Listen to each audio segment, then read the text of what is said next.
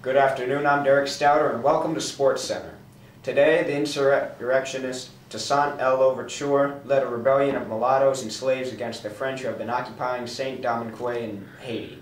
Toussaint declared himself governor of both Saint-Domingue and Santo Domingo, and when he attempted to declare independence of Hispaniola, he couldn't due to French resistance. After this, Toussaint was captured by Napoleon's army and taken prisoner. Although captured, Toussaint had a man on the outside who could continue the rebellion. His name was Yanquez Dessalines. Dessalines was given the title Tiger for his great, brutal military achievements and accolades. Dessalines despised white people and murdered most of them in the Haitian area. Dessalines was well liked by Toussaint because he had properties Toussaint did not have.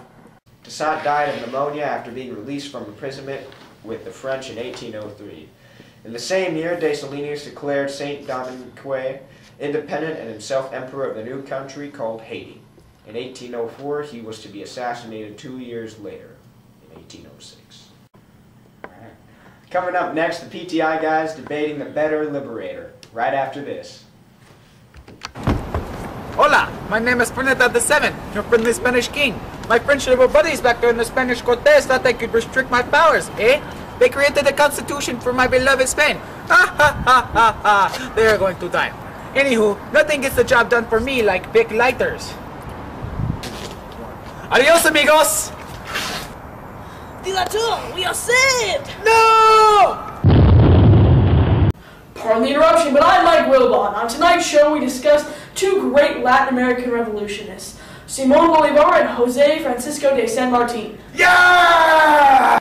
Hi everybody, I'm Tony Kornheiser. Tonight we discuss the impact of two great Latin American revolutionists, the liberator Simón Bolívar, who liberated 7 modern-day countries, and José Francisco de San Martín, who stood up to his fellow Spanish to free his own country. So Mike, who do you think is more influential? Well, Tony, both are clearly great leaders, but to me, I'm siding with José. While he lived in Spain, he fought passionately against the Napoleonic rule. After being defeated, San Martín turned his attention to South America and began the fight for independence. Mike, how can you call him a great leader? If you live in a country and fight for them, why would you go somewhere else and fight against them? Tony, there's a huge difference on how a country runs itself and how it runs its colonies. José was furious with the Spanish triumvirate and gathered veterans of war and strong men and began organizing his troops. He taught them clever tactics and showed them how to use weapons. Simón Bolívar was much more determined. Orphan at 9, he was sent to Madrid to be educated. When he returned, after being married in South America, he realized the vulnerability of the Spanish. He traveled to Rome and made his famous vow in Monte Sacro to liberate South America. Once he returned, his home country of Venezuela proclaimed its independence and appointed a dictator. And then happily ever after, yada yada yada, José de San Martín. I wasn't finished, Mike. Simón was furious with this decision and wanted to continue the fight. He took refuge in modern-day Colombia, organized an army, and with Haitian assistance, came back and liberated Venezuela. And I'm assuming you know what happened next, right? What's that? He fled to Jamaica! There was a civil war and the leader just can't run away from his problems. Once San Martín got enough troops, his first move was to overthrow the Spanish triumvirate in Argentina. Well, Bolívar didn't need the government to go. Only one thing needed to leave: all the Spanish. He returned back to Venezuela with Haitian assistance and absolutely leveled the Spanish at Boyacá. Soon after, Simón became the president of the newly proclaimed Colombian Republic, composed of modern-day Venezuela, Ecuador, and Colombia. San Martín didn't want new countries, he wanted better ones. While fighting in Argentina, he set his sights on his fellow South American countries. After defeating regiments in Argentina, he trekked to the Andes at heights of as high as 12,000 feet above sea level to take Chile from the Spanish. Are you kidding me? He backtracked and threw the Spanish off. He entered Chile into Santiago at Casas de Chacabuco. That's freaking genius! Bluffing wasn't necessary for a man as powerful as Bolívar. After liberating Venezuela at the Battle of Carabobo, his co-revolutionist José de Sucre freed Ecuador.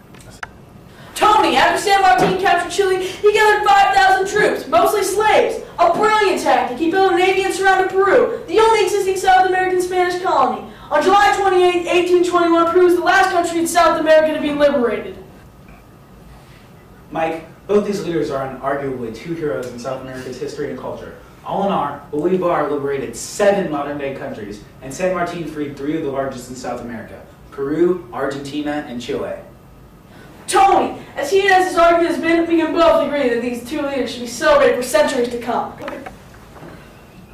Do the do. Diet do. Same great taste from PTI. I'm Tony Kornheiser. And I'm Mike Wilbon. Buenas noches, knuckleheads.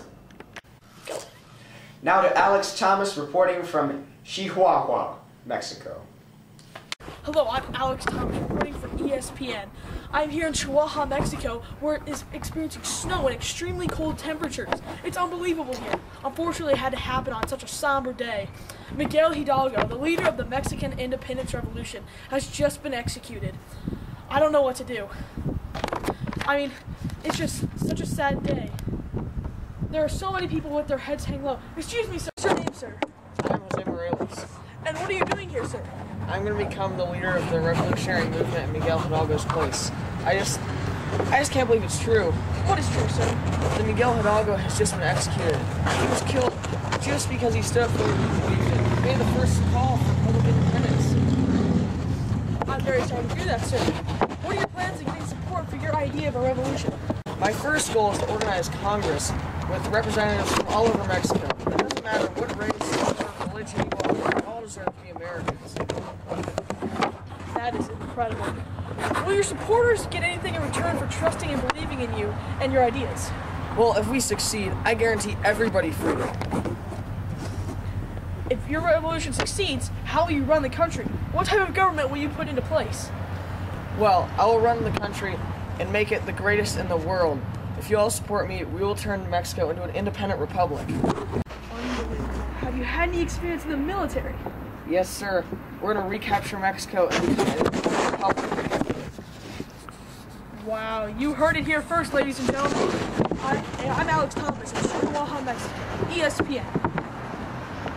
Hello, my name is Jose Morelos, the leader of the Mexican Revolution. We've been through many hard times and tough battles, but the best things that have kept me comfortable in warm are my tapadillo sombrero and poncho, available at your local tienda. I'm Derek Stouter. Thank you for watching this edition of SportsCenter. See you later.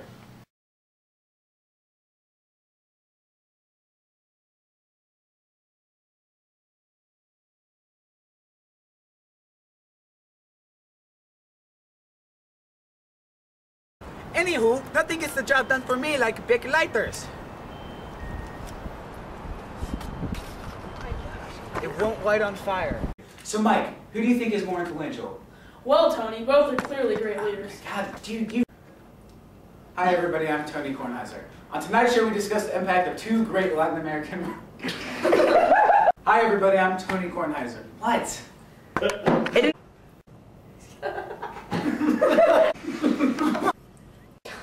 Hi everybody, I'm Tony Kornheiser. On tonight's show we discuss the impact of two great Latin American revolutionists. Simón Bolívar, the liberator who liberated James! Talking. Yes, You sir. keep redoing this because you keep talking. I'm sorry. I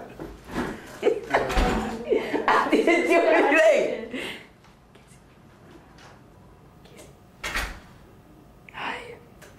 Is it recording? Yes.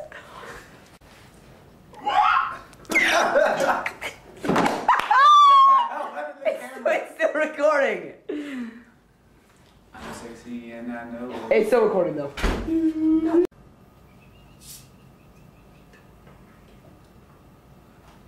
But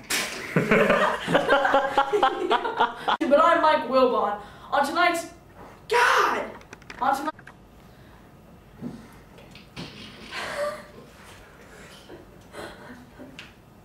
Okay.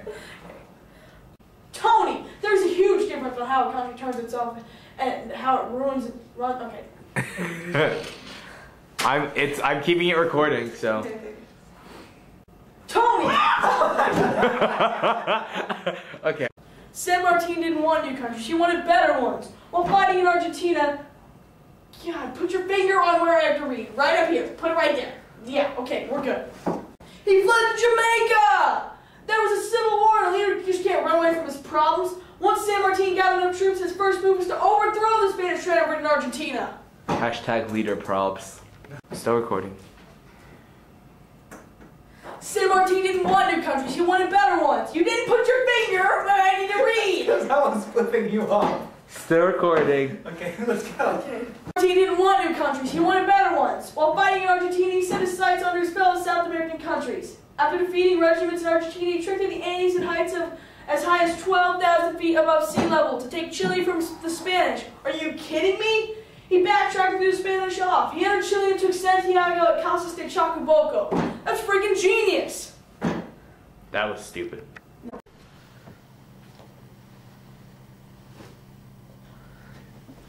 Da-da-da! You're an idiot! Allowing for his military leadership skills to You gotta smile. My And arm it's was Saint dying. Domingue, not Saint Domingue Quay. It's Saint Domingue. Saint Domingue. Oh man, but it gets dry. It gets dry once it gets up to this part. You just gotta be like smiling into it. You gotta welcome to smiling, you gotta into it, okay? Alright.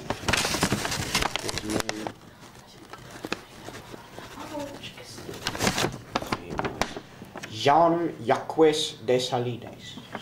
Jean-Jacques Dessalines. It's Jean-Jacques. Jean-Jacques? Yeah, Jacques Dessalines. not Jacques. Jean-Jacques. Jean-Jacques Dessalines. Jean-Jacques Dessalines. Okay, are you ready? What are you doing here, sir? I'm gonna step in. Excuse me? I've just led Mexico